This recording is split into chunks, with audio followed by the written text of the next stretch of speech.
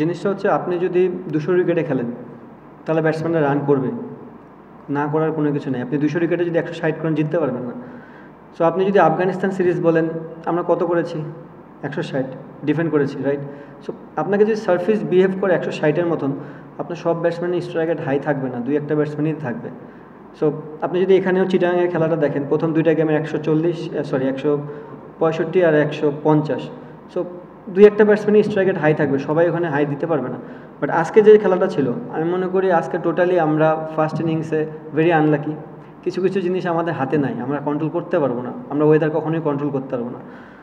একটা জিনিস হচ্ছে আমরা প্রেডিক্ট করতে পারি একটা উইকেট দেখে, আমরা যে প্রেডিকশনটা নিছি, তারাও দেখেন 3টা লেফট আর্ম স্পিনার খেলিয়েছে, তার মানে কি তারাও এই ধারণাটাই করেছে উইকেট থেকে টার্ন পাবে এনাফ, এবং সেই জিনিসটাই হয়েছে। এখন আমাদের অনুকূলে অনেক কিছু নাই। ফার্স্ট 2 গেমে আমরা খুব একটা ডিউ দেখিনি, আজকে গেমে টোটালি ডিউ। সো এখন আমরা যখন ব্যাটিং করেছি টোটালি 20 ওভার একটু শুকনা উইকেট ছিল এবং বল গ্রিপ করতেছিল খুব ভালো মতন। বাট তারা যখন ব্যাটিংয়ে আসছে তাদের ফরে চলে গেছে সব কিছু।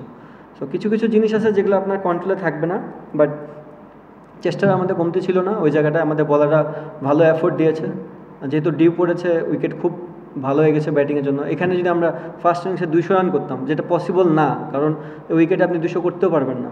সো যেটুকু ছিল আমার মনে হয় এনাফ ছিল, যদি গ্রাউন্ডটা ড্রাই থাকতো, যদি ডিউটা না পড়তো।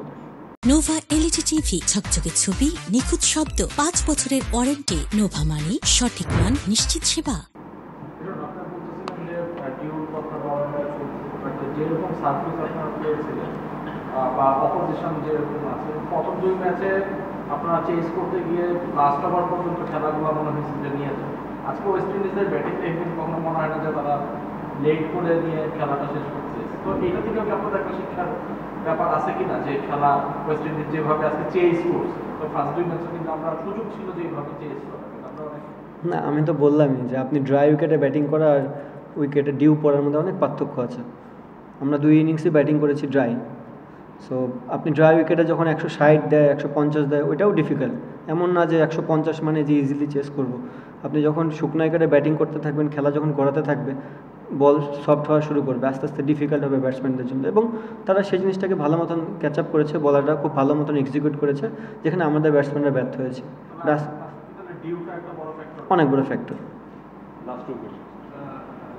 যেটা আমি বলছিলাম আর কি, যে আমাদের আপনারা তো ভালো বোঝেন অবশ্যই, এবং টেকনিক্যাল যারা আছে তারা টেকনিক্যাল ব্যবস্থা করবে, কিন্তু এমন একটা ধারণা সবার মধ্যে জন্ম নিয়েছে যে আমাদের এই ব্যাটাররা সব লেগ সাইডেই শুধু খেলতে পারে, অফ সাইডে তাদের শর্ট ভেরিয়েশনটা কম। অন্যান্য দলের যে খেলাগুলো দেখি আমরা, সেটা তাদের শর্ট ভেরিয়েশনটা বেশি। এই জায়গাটা কি আপনিও কি এটার সাথে একমত কিনা, যে আমাদের শর্ট ভেরিয়েশনটা একটু বাড়ানো, কাজ করার সময়? দেখেন, আপনার স্কিল যত ডেভেলপ করবেন তত ভালো, কোন সময় কাজে লাগাবেন সেটা আপনার উপর।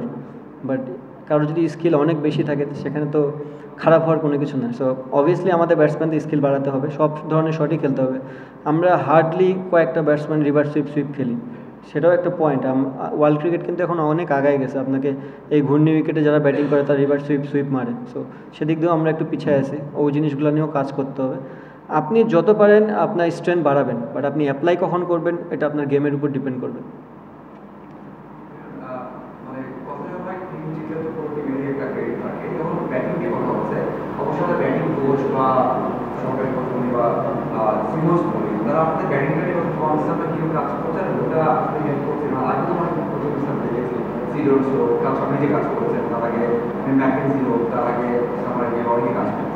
মানে ডিফারেন্সটা কি মানে বেশি কম বেশি বা হচ্ছে কিনা, কত প্রশ্ন আসছে যে ওখান থেকে কাজটা ভালো হচ্ছে?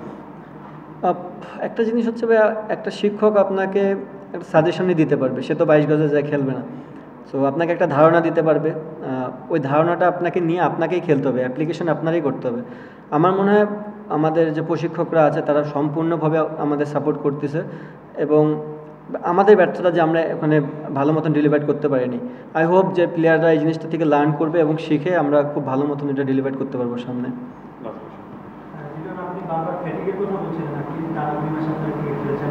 এখন ওদের সামনে মানে খুব একটা মানে প্যাক শিডিউলের মধ্যে যেটা আপনি হয়তো 10 দিন পরে একটা টেস্ট খেলতে নামবেন, তারপরে আবার থেকে সিরিজ আছে, তারপর দ্বিতীয়, তারপরে ওয়ার্ল্ড কাপ। কিছু ক্ষেত্রে মনে হয় কিনা যে আমাদের কথা একটু কম চিন্তা করা হয়, কারণ মানুষের কনটেক্সটে দেখা যায় যে মানে আপনি যদি এখন একটা শেষ থেকে ছুটিও নিতে চান অনেক সমালোচনার মধ্যে পড়তে হবে আপনাকে। ওভারঅল আপনাদের প্লেয়ারদের জন্য কি একটু বেশি প্র্যাকটিক্যাল হয়ে যাচ্ছে কিনা, যেটা আপনারা নিতে পারছেন না বা আপনাদের একটু সমস্যা হচ্ছে? না এখানে ফ্যাটিকের জিনিসটা যেটা বললাম যে ভাই আপনি কন্টিনিউ বেসিসে প্লেয়াররা, আপনি যদি দেখেন আমরা নেদারল্যান্ড সিরিজের আগে আমরা ক্যাম্প করেছি, ফিটনেস ক্যাম্প, দেন স্কিল ক্যাম্প সিলেটে, দেন নেদারল্যান্ড সিরিজ, দেন ইউএইতে এশিয়া কাপ শেষ করে আফগানিস্তানের সাথে টি-20 শেষ করে ওয়ানডে শেষ করে ওয়েস্ট ইন্ডিজের সাথে ওয়ানডে, দেন টি-20। এক্সেপ্ট আমি ব্যতীত, আমি ইনজুরিতে ছিলাম, আমি বাসায় সময় পেয়েছি, ম্যাক্সিমাম প্লেয়ারই তো ওই ফরম্যাটটাই খেলেছে। সো সামটাইমস প্লেয়ারদেরও রেস্টের দরকার আছে, কারণ আপনি যখন কন্টিনিউ বেসিসে ক্রিকেট খেলবেন এবং অনেক কিছু আপনার অনুকূলে যাবে না, তখন এই প্লেয়ারগুলো যদি ব্রেক পায়, যেমন এখন আমার মনে হয় আই হোপ যে আমাদের টি-20 সিরিজটা শেষ, এখন অ্যাটলিস্ট মিনিমাম প্লেয়াররা 10 দিনের মতন ব্রেক পাবে নিজেকে রিস্টার্ট করার জন্য, দেন আবার আয়ারল্যান্ড সিরিজ আছে, তার আগে আসবে, প্র্যাকটিস করবে। আমার মনে হয় প্লেয়াররা প্রত্যেকটা প্লেয়ারই ভালো মতন রিকভারি নিয়ে আবার কামব্যাক করতে পারবে ভালো মতন।